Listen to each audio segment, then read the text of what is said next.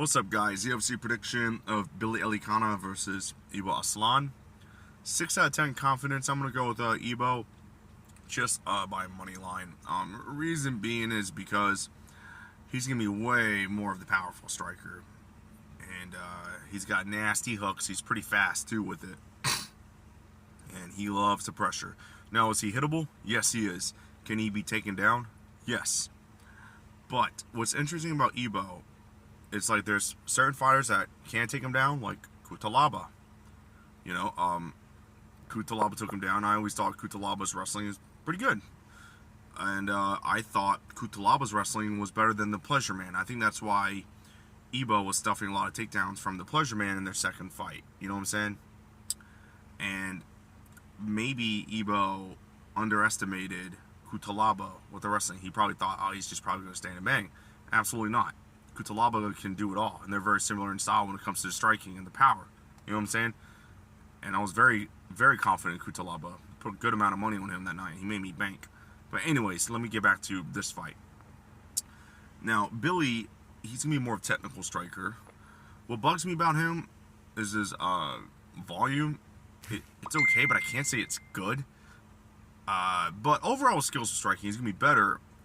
He picks his shots okay, but here's the thing. This guy, I noticed something about him.